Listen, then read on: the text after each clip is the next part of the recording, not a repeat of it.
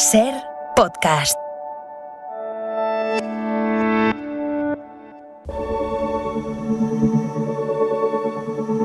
Hora 25. Con Pepa Bueno. And the situation in India is beyond heartbreaking. WHO is doing everything we can, providing critical equipment and supplies, including thousands of oxygen concentrators, prefabricated mobile field hospitals, and laboratory supplies. WHO has redeployed more than 2,600 staff to support the response on the ground, providing support for surveillance, technical advice, and vaccination efforts. La situación en India es desgarradora, lo venimos contando en la SER a lo largo de todo el día, lo están contando todos los medios en este fin de semana, en las últimas jornadas. Y lo que decía el máximo responsable de la Organización Mundial de la Salud es que es tan desgarradora que algo hay que hacer. En los últimos 7 días se han infectado cerca de 6 millones de personas, con récords diarios de contagios de más de 350.000 personas.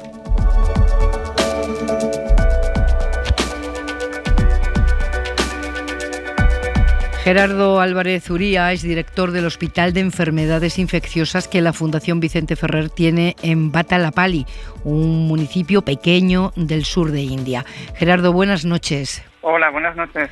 A Gerardo lo pillamos hoy en España, pero no por mucho tiempo. Habías venido a disfrutar de tus primeras vacaciones en más de un año y te toca volverte antes de tiempo por la forma en que se ha descontrolado la pandemia allí en la India, ¿verdad? Sí, de hecho estoy ahora mismo en el aeropuerto. Ha sido algo sorprendente porque hace 3 semanas teníamos solo 3 o 4 casos de coronavirus y ahora mismo lo que me están diciendo, el hospital está totalmente lleno, todas las camas que tienen oxígeno están ocupadas y las UCIs están llenas. ¿Y eso ha sido en cuánto tiempo, Gerardo? Prácticamente en 3 semanas, en menos de 3 semanas.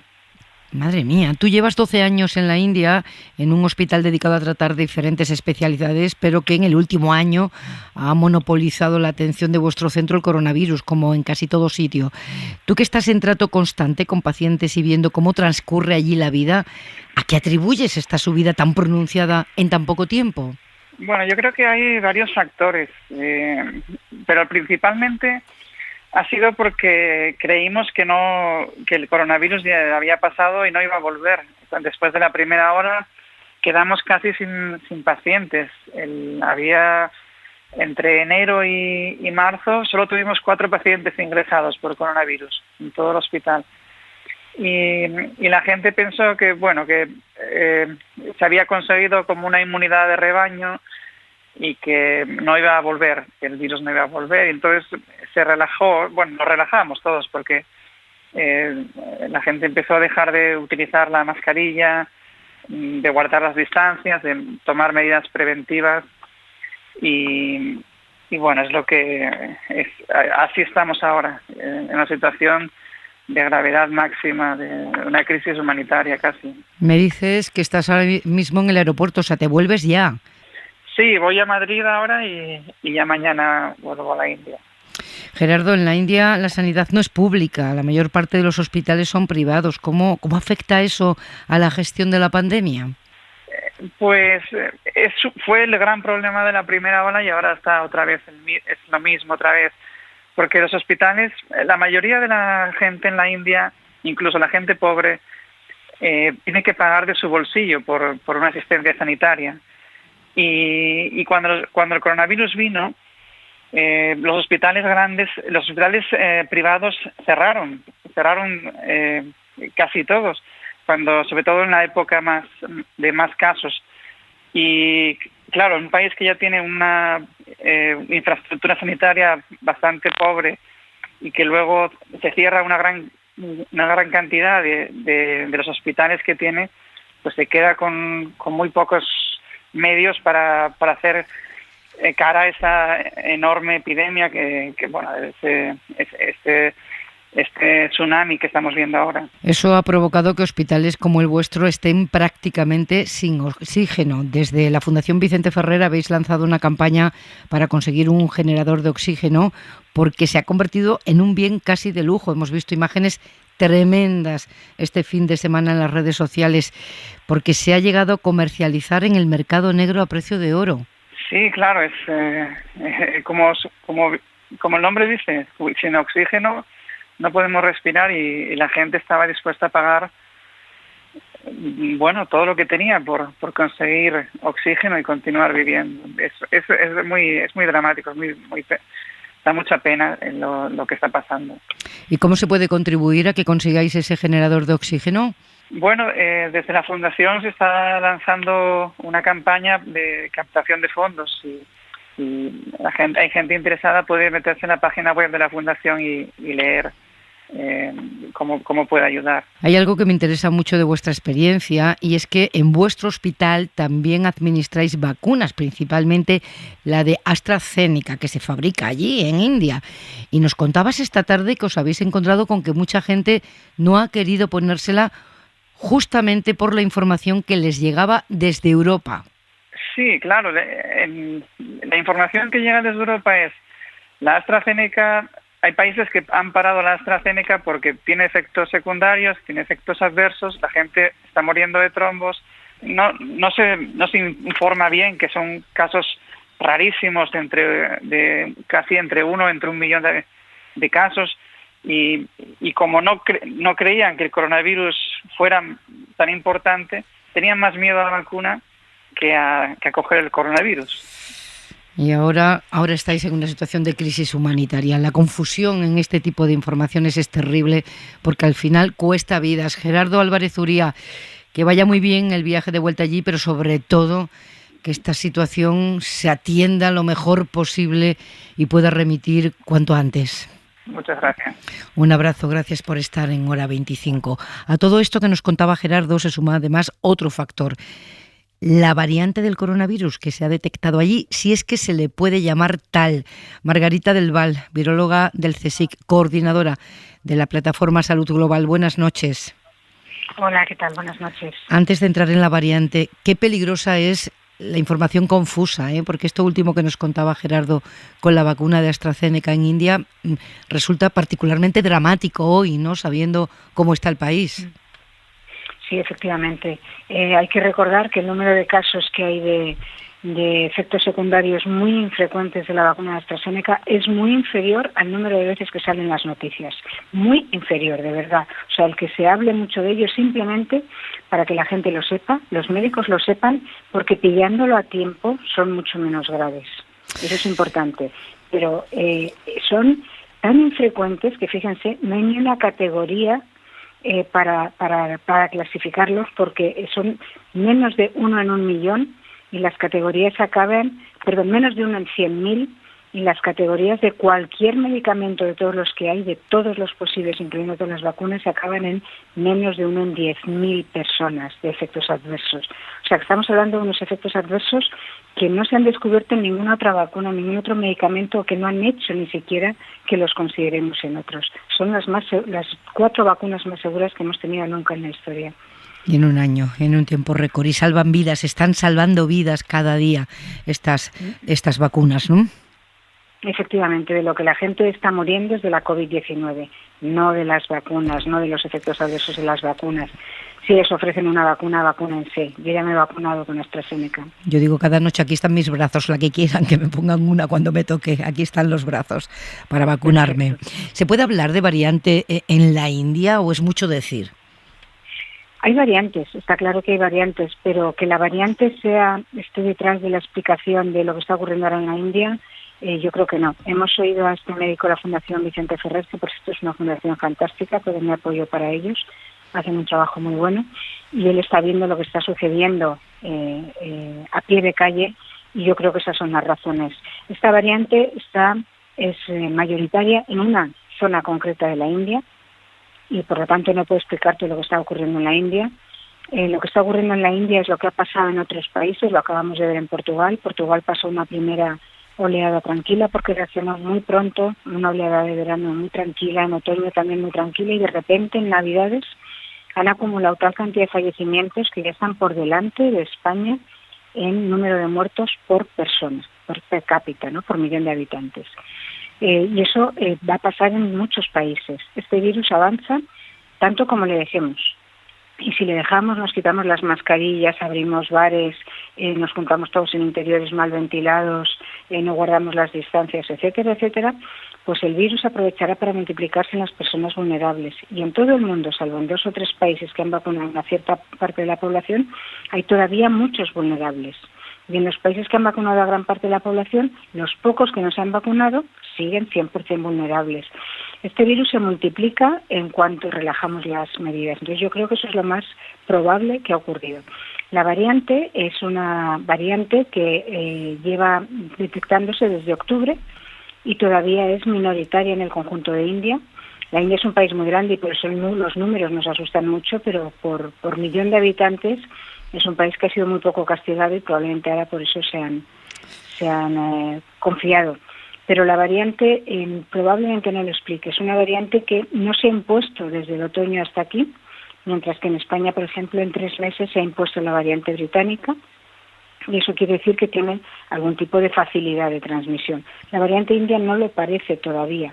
Y además se tarda tiempo en darse cuenta de que una variante realmente tiene una característica determinada, ¿no? Claro, que se transmita más. Hace falta mucho análisis de los datos, y ese análisis de los datos realmente solo lo tienen en el Reino Unido, tan potente, porque han dedicado muchísimos fondos a la secuencia, a determinar la secuencia de las variantes. Yo creo que las variantes hay que tenerlas muy en primera línea, sobre todo los investigadores, pero darnos cuenta de que las oleadas suben con la variante que sea y que las oleadas las podemos bajar nosotros con nuestras medidas, sea la variante que sea. Y además en se España repite. Hemos bajado la oleada con la variante británica. Sí, se repite el patrón. Ya sé que las metáforas bélicas no nos gustan, pero en fin, en la guerra hasta la última bala mata. Hasta que esto no haya desaparecido hay que tener cuidado, no nos podemos olvidar, ¿no? Sí, y en particular con India tenemos que tener mucho cuidado porque India es el mayor productor del mundo de vacunas. Atención, India tiene que tener todas sus fábricas funcionando. Una última cosa, algunos países europeos empiezan a poner cuarentenas obligatorias a los viajeros que vengan de India, pero España todavía no lo ha hecho. ¿Se debería hacer ya? Hoy comentaba Fernando Simón que no hay vuelos directos desde India. Así que... Pero los indirectos, o sea... No podríamos. Bueno, claro, no podríamos, claro. No se pueden trazar, ¿no? Ya, claro, no se pueden trazar. Margarita del Val, muchas gracias, como siempre, por atendernos con las dudas puntuales que nos van surgiendo. Un saludo y menos miedo a las vacunas y más a la COVID. Vacúnense.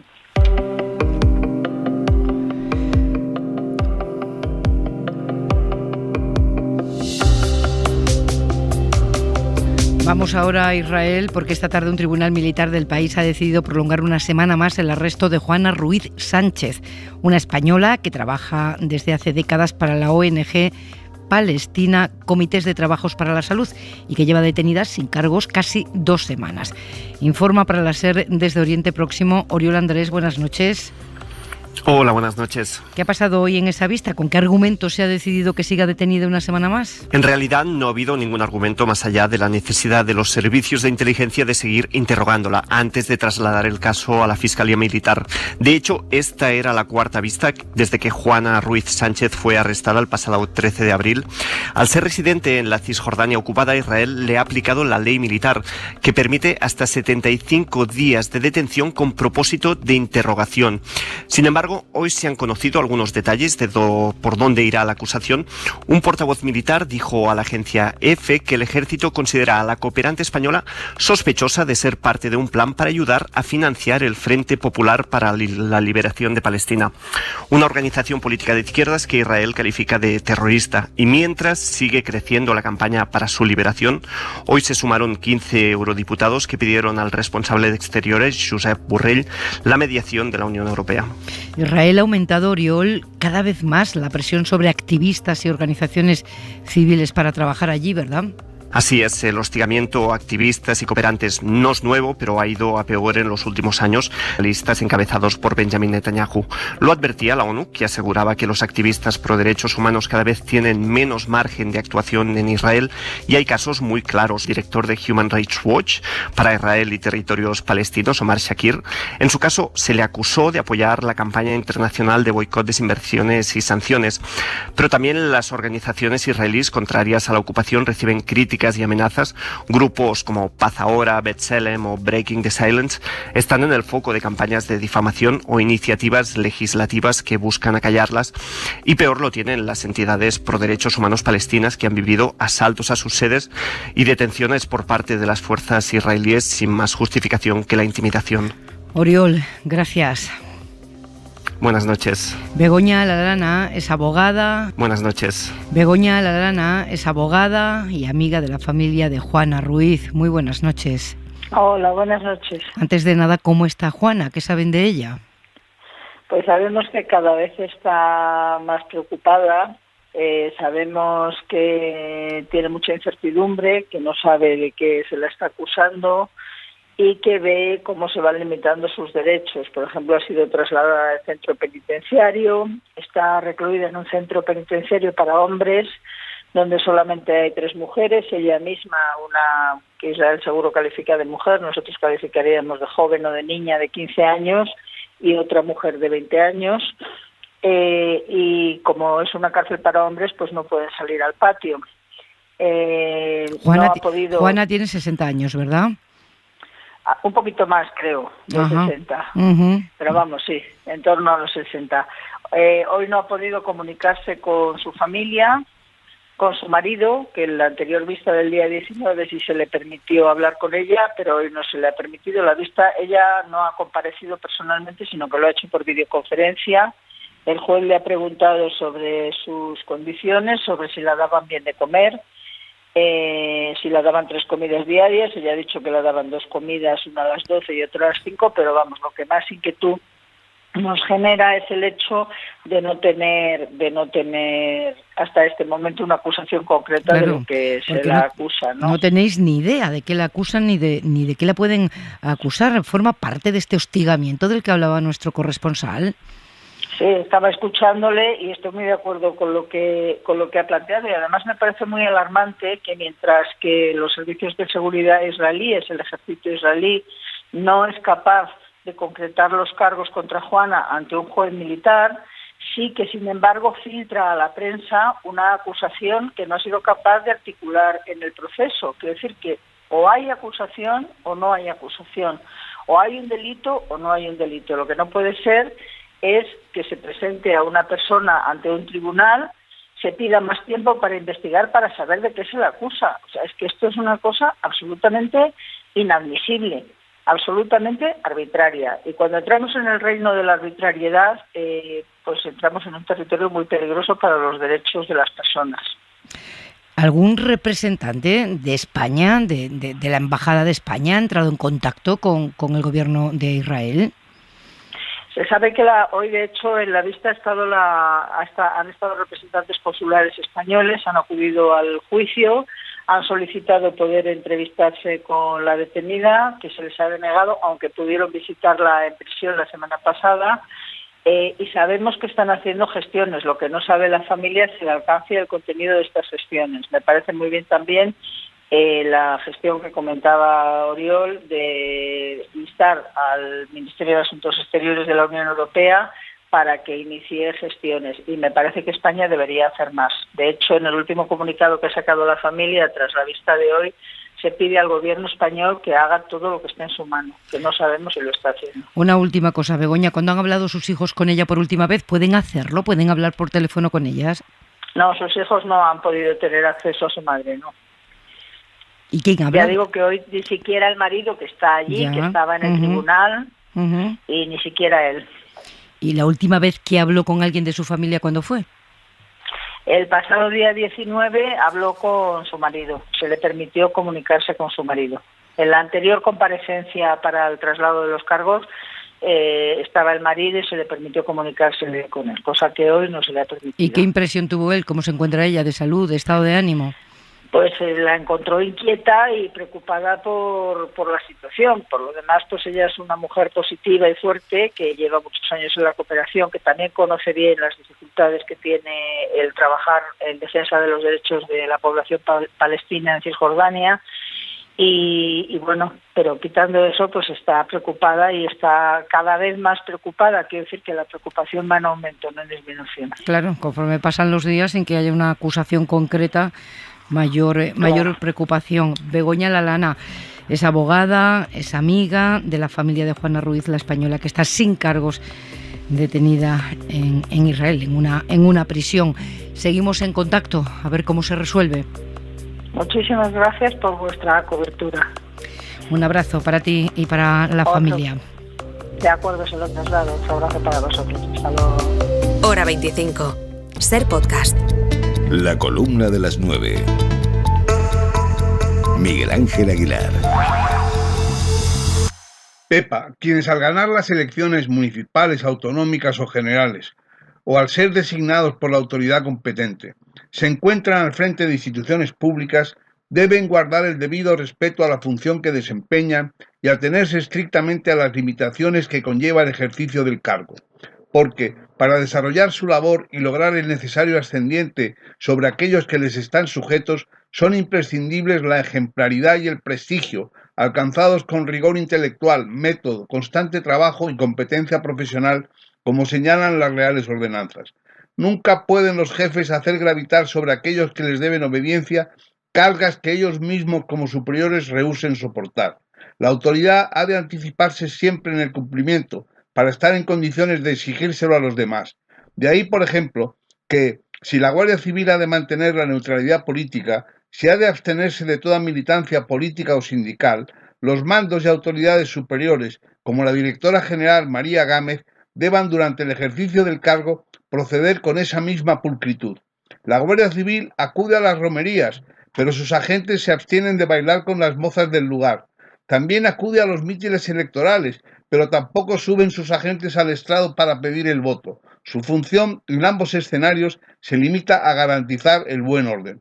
Y lo dicho de María Gámez es también de aplicación al ministro del Interior, Fernando Grande Marlaska, que debe renunciar a ser un hooligan faltón para sus rivales.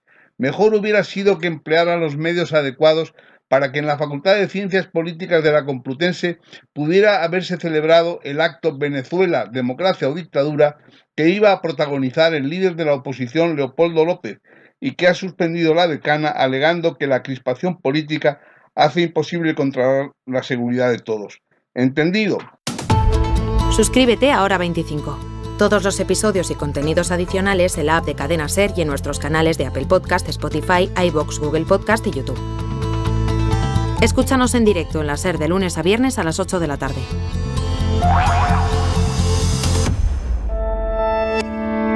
Cadena Ser. La radio.